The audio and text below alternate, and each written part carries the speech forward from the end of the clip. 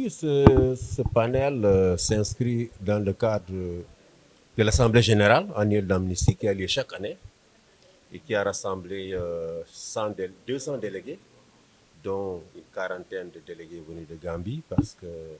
Amnesty Sénégal est responsable du travail d'Amnesty aussi en Gambie. Donc on a 40 délégués qui sont venus de Gambie. C'est une occasion pour nous de rendre compte aux membres de l'organisation du travail que nous avons fait pendant l'année écoulée, l'année 2025. Et nous avons décidé de placer cette année l'AG sur le thème de l'environnement, la justice climatique, qui est un thème de préoccupation mondiale. On sort de la COP au Brésil, et Amnesty avait déjà, pendant la COP, soumis une étude préliminaire sur la situation, n'est-ce pas, ou sur l'impact de l'exploitation pétrolière, gazière, sur l'environnement au Sénégal, notamment les communautés côtières. Et c'est pour cela qu'on a invité une ONG comme Greenpeace, qui est vraiment l'ONG de référence en matière d'environnement au monde, pour parler un peu de cet impact sur les communautés côtières, les pêcheurs, etc. On a aussi invité Oudi Diallo, qui est très connu à Kédougou, dans le pays, pour sa lutte contre les atteintes à l'environnement dans le cadre de l'extraction minière à Kédougou. Vous savez, en tant qu'organisation, notre première préoccupation, c'est de donner des capacités aux communautés elles-mêmes pour qu'elles défendent leurs droits. Il ne faut jamais avoir la prétention de défendre les droits des autres. Il faut capaciter les autres, les aider à défendre leurs droits. Et c'est ce que nous faisons en rapport avec Oudi. On est rentré de Kédougou il n'y a pas longtemps, où nous avons capacité les chefs de village, les jeunes, les femmes, n'est-ce pas, sur les questions foncières, pour que désormais, plus personne ne vienne avec des délibérations et dire la terre m'appartient. Donc, c'est la même chose pour les questions d'environnement. Il faut que les communautés de pêcheurs, que les gens qui habitent sur la côte soient sensibilisés sur les dangers,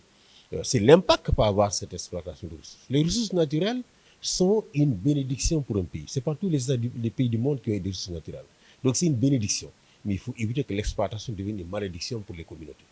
Hein? Autrement dit, il faut prendre des mesures en place pour mitiguer, n'est-ce pas, ou pour atténuer ces impacts négatifs. Et c'est là, malheureusement, que nos États ne font pas. On se focalise sur les ressources, mais les mesures pour atténuer les impacts sur les communautés sont malheureusement oubliées. Tant qu'il n'y a pas à côté la société civile et les communautés qui se mobilisent pour, n'est-ce pas, faire entendre leur voix. Effectivement, tout d'abord, je tiens à féliciter Amnesty pour son assemblée générale et pour tout le travail qu'Amnesty effectue auprès des communautés, auprès des gens impactés par une agression de leur environnement ou de leurs droits. Sur les études d'impact, c'est quelque chose que Greenpeace dénonce depuis très longtemps. D'abord, il faut savoir ces études d'impact sont souvent écrites en français et pour des populations dont la majorité ne sont jamais allées à l'école. Et donc, on écrit des formules extrêmement bizarres pour ces populations qu'elles n'arrivent pas à comprendre. Et même pire, comme vous l'avez écouté de la part du doyen, ces études d'impact ne reflètent même pas la réalité du terrain. Alors, ce qui pose deux problèmes. Le premier problème, c'est un problème de transparence. Comment est-ce que l'État peut aider les communautés à avoir plus de transparence dans ces études? L'autre problème, c'est un problème d'implication, d'intégration. Comment intégrer les communautés qui habitent à côté de ces ressources-là à être pleinement impliquées lors des discussions, que leur avis aussi soit pleinement pris en compte. Je pense que si l'État arrive à régler ces deux problèmes, je pense qu'on aura résolu le problème sur les études d'impact environnemental.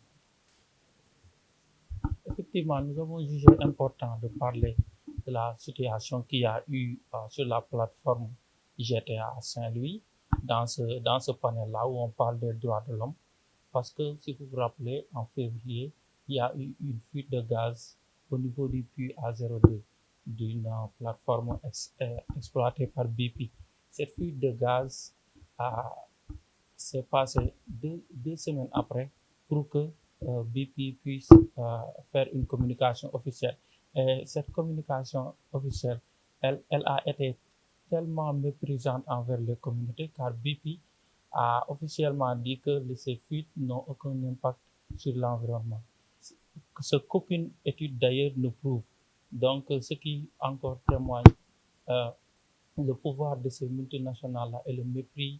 qu'elles ont envers les populations. Cette fuite, d'ailleurs, elle s'est passée pendant plus d'un mois pour que BP revienne encore pour dire que la fuite a été colmatée. Jusque-là, ni l'État du Sénégal, ni l'État de la Mauritanie n'ont pas eu les moyens techniques pour aller vérifier si effectivement la fuite a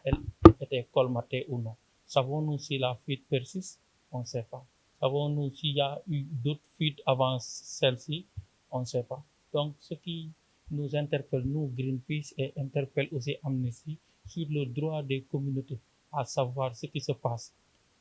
dans ces exploitations. Les communautés ont le droit de savoir. Dans d'autres pays, les communautés qui habitent à côté des centrales nucléaires et autres, ces communautés ont des informations chaque jour et ont aussi des formations en cas de catastrophe sur les premières mesures à prendre. Mais comme nous, les multinationales viennent ici avec un esprit impérialiste, nos communautés sont laissées à l'abandon et subissent de plein fouet les conséquences d'une gestion désastreuse.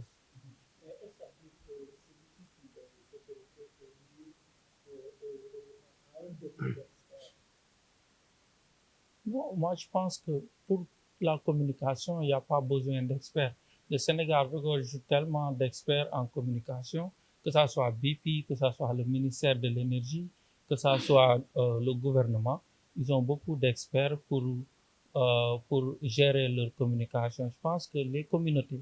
ont le droit de savoir. Vous imaginez une fuite qui se déroule un mois après ou bien 20 jours après pour que l'entreprise sorte pour communiquer. Il y a eu des dommages, lesquels on ne sait pas. Quelles sont les conséquences sur les communautés? Les communautés ont utilisé cette eau. Les communautés ont utilisé les poissons issus de cette zone. Quelle est la conséquence sur leur santé? Il faudra attendre 10 ans, 15 ans, 20 ans pour après voir ces conséquences-là. Et ce temps-là, après ce temps-là, BP aura fini d'exploiter cette zone et sera déjà parti malheureusement.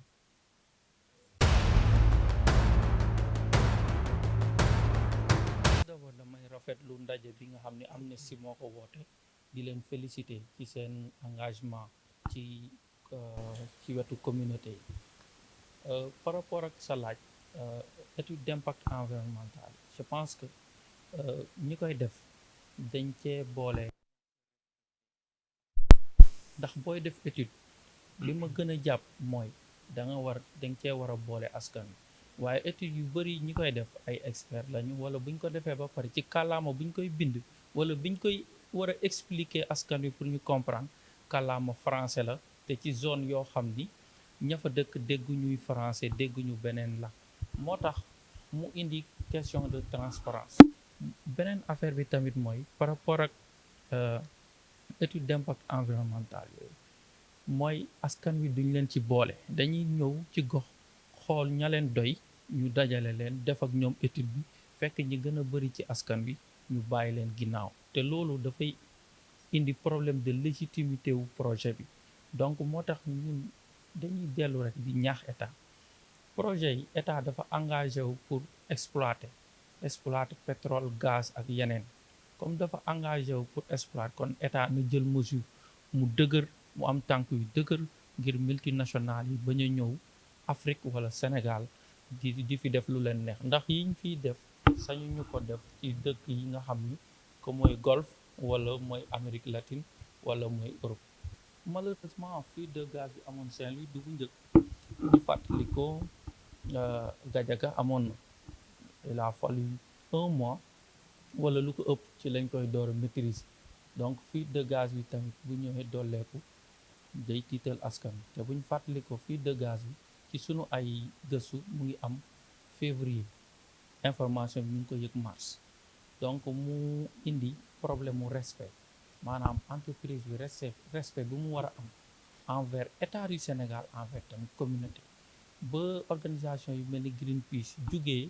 artu ci la entreprise bi décidé def communication wax lu xew te ba muy wax lu xew dafa ne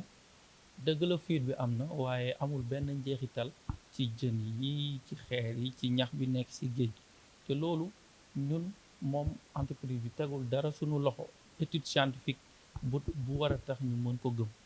waaye fuite bi def na daanaka lu mot weer ñu dem jëli ay borom xam-xam fu ne ci àdduna bi ngir door ko mën a régler loolu tamit dafay indi projet yu mel nii dañuy def étude des risques ba ñuy def étude des risques xam nañ ni fuite bu mel nii dana am mën na am te bu ñu jëlee risque boobu war nañ mën a teg ay mesures nga xam ni risque bi am na rek accident bi am na rek ñoom mesures yi taxaw na pour régler ko waaye ñu toog ak stratégie boo xam ni mooy laa tuddee stratégie yàlla baax na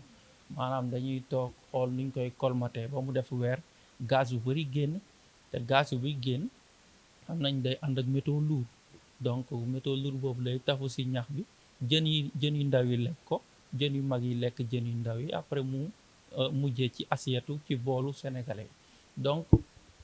jeexital yooyu noonu mun na topp sénégalais yi ñi ko dundee pendant 20 ans 25 ans 30 ans te bu boobaa day fekk BP tibb na gaz ba gaz bi jeex ba dem donc mu bàyyi ñi ñi deseeg seeni ay feebar seeni ay lorange état Sénégal nekkaat ci financer structure de santé pour mën a jël ñooñu en charge donc ñuy fàttali rek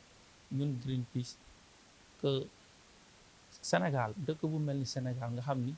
yàlla da ko bénir ci wàllum naaj ci wàllum ngelaw dafa nekkul dëkk boo xam ni dafa war a daw di gëmm ginnaaw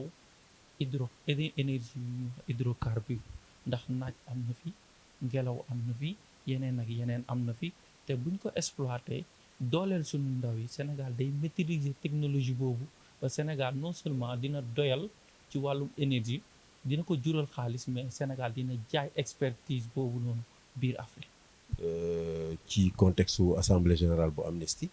maanaam suñu ndaje bu mag boo xam ne at mu rek dañ koy def te membre Amnesty yi nag fii ci biir Sénégal ak ci Gambie ndax Amnesty Sénégal moom moo am responsabilité liggéeyu Amnesty tamit ci Gambie dañuy daje waxtaan ci suñu liggéey seet lan la ñu am ci ay ndam ay jafe-jafe ak naka la ñu mën a def pour que suñu liggéey gën a am impact ci ñaari réew yi ren nag ñu décidé que ndaje mi dinañ ko placer ci sous le thème de la protection de l'environnement parce que question environnementale tey nekk na principale préoccupation organisation yi jóge nañ ci COP 21 am jotoon na def ci préliminaire ci delta du Saloum dem nañu fa waxtaan ak maire yi ak askan wi